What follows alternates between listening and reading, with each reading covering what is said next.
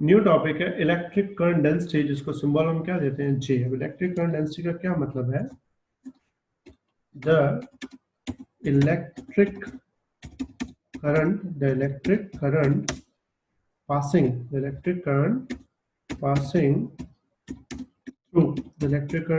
through conductor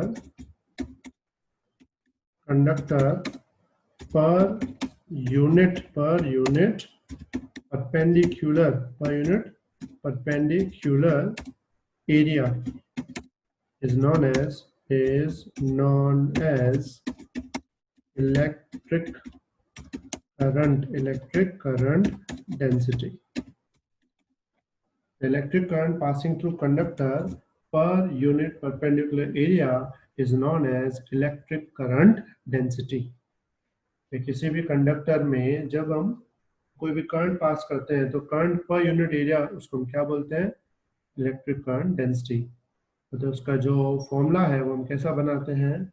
it's simple भाषा में इसको बोलते हैं J is equal to it's capital I divide by area.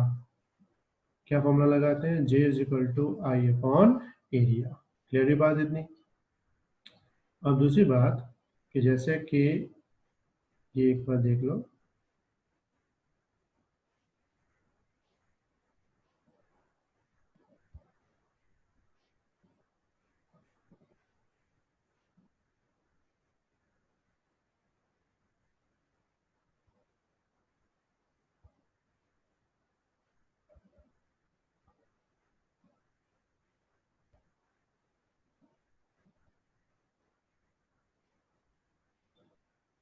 देख लो एक सिलेंडर है और समझो सिलेंडर का जो क्रॉस सेक्शन एरिया है वो कौन सा है? ए है। अब समझो सिलेंडर में हम यहां से पास करें करंट, और करंट की जो वैल्यू है वो कितनी है? I। ठीक है। अब समझो यहाँ पे हम बीच में कोई भी पर्टिकुलर पॉइंट पे एक एरिया सपोज कर लेते हैं। ठीक है, तो ध्यान से एक मिनट भाई, कौन ये लाइन क्रॉस कर रहा है भाई? कुछ ड्रॉ मत करना। तो इसका एरिया ए है, तो उसकी इलेक्ट्रिक करंट डेंसिटी, अब तुम्हें पता होगा फॉर्मूला है J is equal to I upon A. तो हमने डेफिनेशन में क्या लिखा है? The electric current passing through conductor per unit perpendicular area. तो देखो ये करंट पास हो रहा है, किसमें से पास हो रहा है? पर यूनिट परपेंडिकुलर एरिया। अब एरिया तो परपेंडिकुलर है। किसी को याद है एरिया वेक्टर क्या था?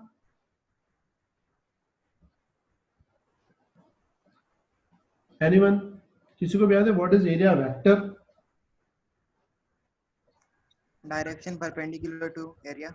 Very good. हम एरिया के परपेंडिकुलर अगर कुछ डायरेक्शन ड्रॉ करेंगे उसको हम क्या नाम देते हैं? एरिया का वेक्टर। सबको मेरे ख्याल से याद होगा। याद है हमने ये फ्लक्स में पढ़ा था, इलेक्ट्रिक फ्लक्स में किसी भी एरिया के परपेंडिकुलर डायरेक्शन को हम लोग क्या बोलते हैं? एरिया। मतलब अगर मैं साइड में यहाँ पे मैं लिख लेता हूँ इस चीज को तुम्हें याद रखने के लिए, क्या? The perpendicular direction of area is known as area vector। बात समझ में आई सबको? मेरे ख्याल से याद है। हाँ बेटा, याद है कि नहीं है? हाँ बेटा सोया। हाँ सर याद है। हाँ सर याद है। याद तो है लेकिन मुंह से निकल नहीं जाती देर से। ठीक है, तो यहाँ पे एरिया वेक्टर इसके परपेंडिकुलर है एरिया के। तो ध्यान से देखो करंट और एरिया के बीच में कैसा रिलेशन है? दोनों पैरेलल है कि परपेंडिकुलर है? पैरेलल। मतलब ये हुआ यहाँ तो डेफिनेशन में क्या लिखा है? Through conductor per unit perpendicular area, मतलब करंट एरिया के परपेंडिकुलर होना चाहिए। अगर एरिया के परपेंडिकुलर होना चाहिए तो एरिया वेक्टर के वो कंपल्सरी क्या होना चाहिए? पैरेलल होना चाहिए। बात समझ में आई इतनी? Yes sir. Yes sir. अब दूसरी बात ध्यान से देखो यहाँ पे,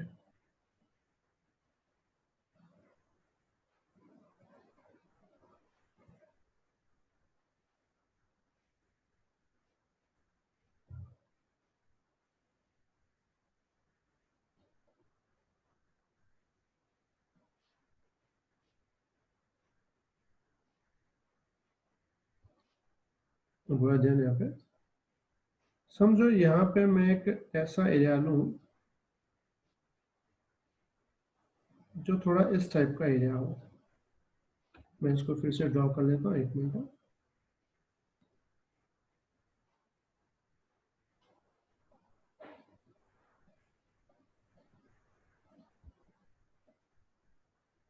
ठीक है, मुझे बता सकते हो करंट तो यहाँ पे सेम डायरेक्शन में, देखा ये जो करंट है ना, करंट इसी डायरेक्शन में आई। मुझे बता सकते हो इसका एरिया वेक्टर किस तरफ होगा? इसका एरिया वेक्टर होगा ये डायरेक्शन में। समझ में आई बात यहाँ तक? Yes. क्योंकि पहले एरिया वेक्टर जो एरिया ऐसा था तो एरिया वेक्टर इसके परपेंडिकुलर था। अब एरिया थोड़ा टेढ़ा हो गया तो एरिया वेक्टर भी थोड़ा क्या हो जाएगा, नीचे चला जाएगा। इसका मतलब ये जो डायरेक्शन है, इस डायरेक्शन के साथ ये यहाँ पे कोई ना कोई एंगल बनाएगा। ठीक है, समझ में आई ये बात? मतलब ये जो एरिया वेक्टर है ये यहाँ पे क्या बनाएगा, एक एंगल बनाएगा। तो तुम्हें बता सकते हो इस एंगल के कितने कंपोनेंट बनेंगे? 2 एक बनेगा ये वाला कंपोनेंट, ये वाला कंपोनेंट जो बनेगा उसको लिख सकते हैं हम a cos थीटा। और जो कंपोनेंट ऐसे नीचे बनेगा उस कंपोनेंट को क्या लिखेंगे हम? a sin theta. समझ में आई बात? तो मुझे बताओ कौन सा करंट के पैरेलल है? करंट के पैरेलल देखना, करंट के पैरेलल कौन सा आएगा? a cos थीटा आएगा। तो यहाँ पे अगर मैं j फाइंड करूं तो हमें j की वैल्यू क्या मिलेगी? तो j इज इक्वल टू मिलेगा I upon a cos theta. समझ में आई बात? मतलब j की एक्चुअल फॉर्मूला क्या बन गई? j is equal to I upon a cos theta. बात समझ आ गई? किसी को डाउट यहाँ तक? No, sir. मतलब हमेशा एंगल किसके साथ लेना है तुम्हें? एरिया वेक्टर के साथ। मतलब एरिया वेक्टर हमेशा क्या होना चाहिए? उसके पैरेलल होना चाहिए। अगर मैं इसमें करंट को सब्जेक्ट बनाऊं तो करंट की वैल्यू क्या मिलेगी? JA cos theta. I is equal to क्या बन जाएगा? It's JA cos theta. ठीक है, अच्छा मैं इसको ऐसा लिख सकता हूं, it's I is equal to J vector dot A vector. लिख सकता हूं ऐसा? Yes sir.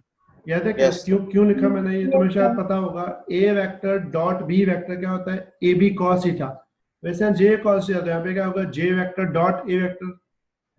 किसी को पता है डॉट का मतलब क्या होता है? यहाँ पे ये कौन सा प्रोडक्ट है? Scalar product. Scalar product.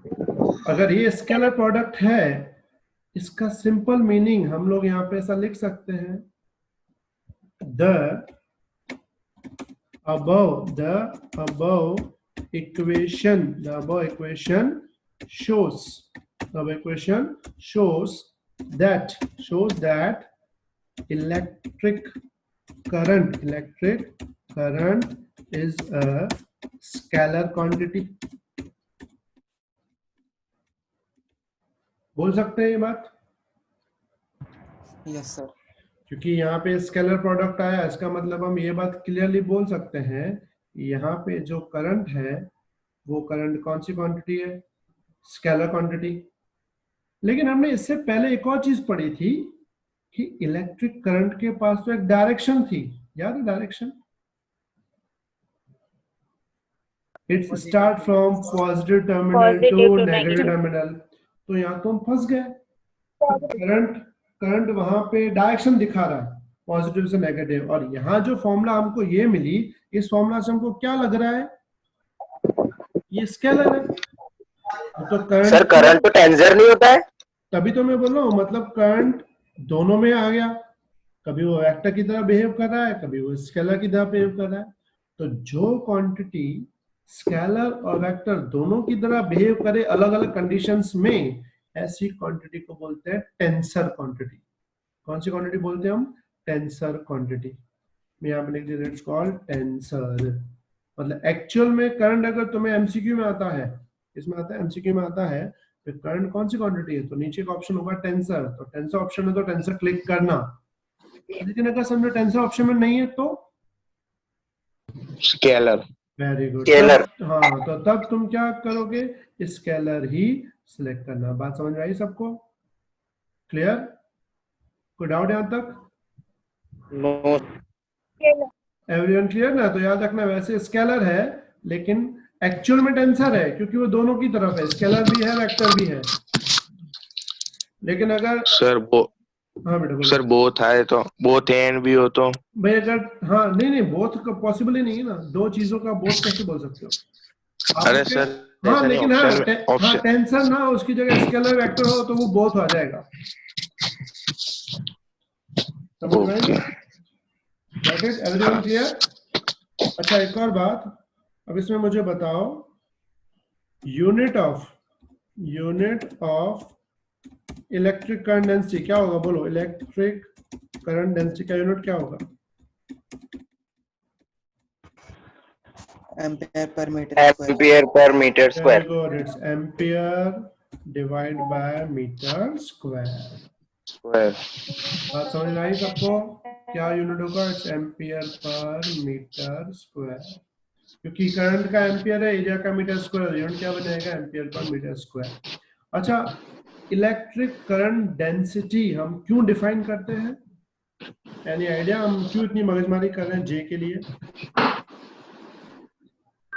हम सॉल्व करने के लिए। देखो एक्चुअल में क्या होता है, तुम्हें शायद पता हो, जो इलेक्ट्रिक वायर्स होती है ना, तो तुम्हें पता होगा कुछ वायर्स पतली यूज होती हैं, कुछ वायर्स थोड़ी ज्यादा मोटी होती हैं, शायद तुमने देखा हो कभी। हाँ, जैसे कि तुम्हें पता और होगा। कुछ पतली का मिक्सचर भी होता है ना सर, पतली पतली हाँ फिर वाइंड पतली अप करके बड़ी तो होती है। वो डिपेंड करता है करंट पे। अगर नॉर्मल करंट पास करना है तो हम पतली वायर लेते हैं, लेकिन अगर हायर करंट पास करना है तो हमें वायर कौन सी लेनी पड़ती है? थोड़ी ज्यादा मोटी लेनी पड़ती है, क्योंकि हमको जे हमेशा मेंटेन रखना होता है वायर का। क्या मेंटेन रखना होता है? जे।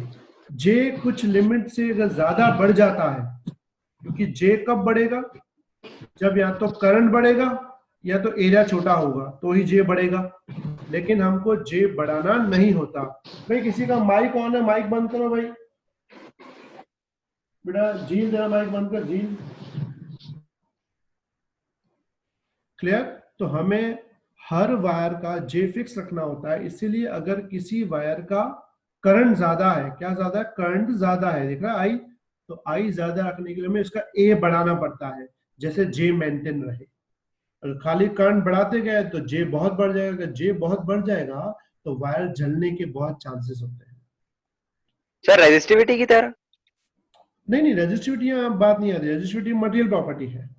ये कौन सी वो भी प्रॉपर्टी है? इनडायरेक्टली प्रोपोर्शनल था ना, ऐसा कुछ था। हाँ हाँ, वो भी उसमें आएगा, वो आगे अलग से आएगा। लेकिन अभी तो सिंपल कैसा है, जैसे नॉर्मल लोड है, फिर नॉर्मल लोड पे आप 10 व्हीकल ले जाओ तो ठीक है, लेकिन 10 की जगह 100 व्हीकल भर दिए तो वो क्या हो जाएगा? वहां पे भीड़ ज्यादा हो जाएगी और वो प्रॉब्लम यानी हीट जनरेट करेगा। वैसा ही प्रॉब्लम है, ज्यादा क्यों? करंट ज्यादा मतलब इलेक्ट्रॉन ज्यादा, इलेक्ट्रॉन ज्यादा होने के लिए जगह ज्यादा चाहिए। बात समझ में आई सबको? Yes sir. पूरा ध्यान, अभी मैं एक एग्जांपल तुम्हें करवा रहा हूँ।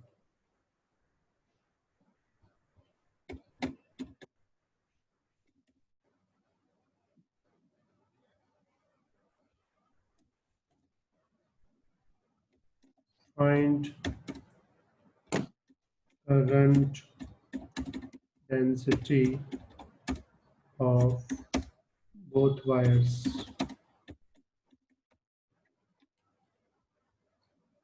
कौन सी दो वायर है मैं तुम्हें एक्सप्लेन करता हूँ।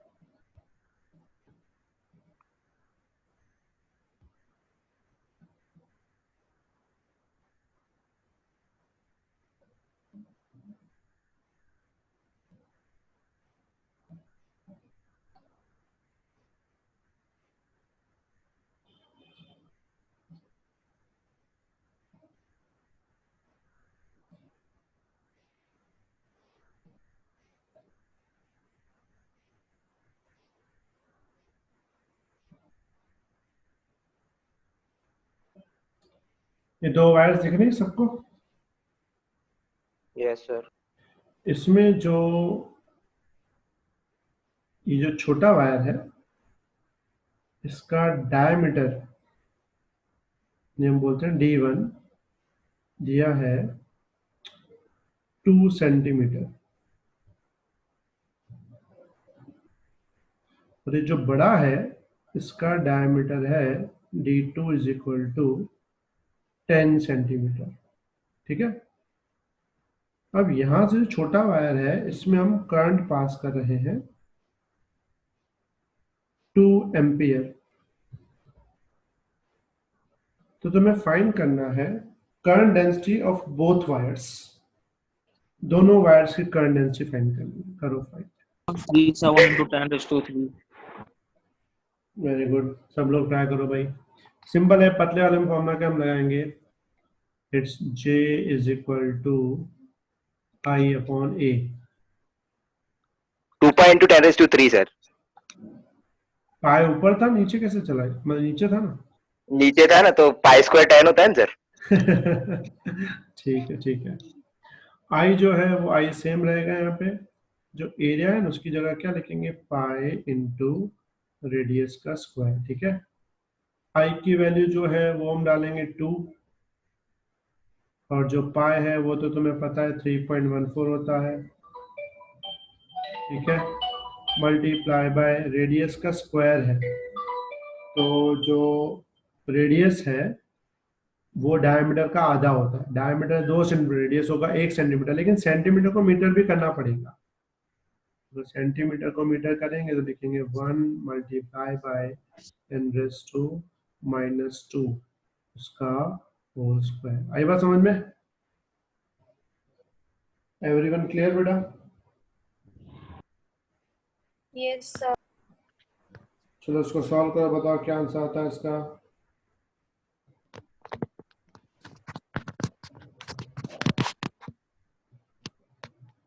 और जब तुम दूसरा लोगे तो दूसरे में करंट कितना लोगे बड़े वाले के लिए?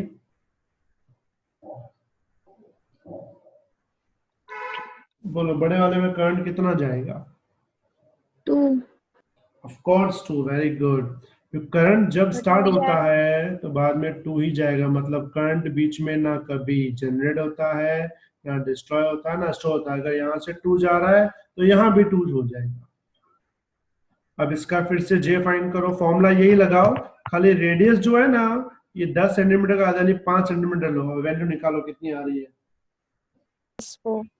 I अपॉन A ही करेंगे, और जो I है वो तो 2 ही ले लेंगे, खाली हम एरिया चेंज करेंगे, फॉर्मूला ये लगाएंगे। ठीक है, I divide by pi R square. समझ में आई बात सबको? फिर I की वैल्यू डाल देंगे हम लोग। I की वैल्यू वही रहेगी, कितनी रहेगी, I की वैल्यू 2 ही रहेगी, डिवाइड बाय पाई की वैल्यू वही रहेगी, कितनी 3.14 मल्टीप्लाई बाय रेडियस, तो डायमीटर 10 सेंटीमीटर, रेडियस 5 सेंटीमीटर हो जाएगा। लिखेंगे कैसा, 5 इंटू 10⁻⁻2 का स्क्वायर। चलो बताओ इसका आंसर क्या है। 2 अपॉन 3.14 डिवाइड बाय 25। ठीक है, तो इसका आंसर आएगा 2.5 10⁻²। 2.5 10⁻²। तुम्हें पूछे कि सेफ्टी के हिसाब से कौन सा वायर सही रहेगा, बोलो सेफ्टी के हिसाब से कौन सा वायर सही रहेगा? बड़ा है। बड़ा वायर, क्योंकि छोटा वाला जितना J कम उतनी सेफ्टी क्या रहती है, ज्यादा रह जाती है।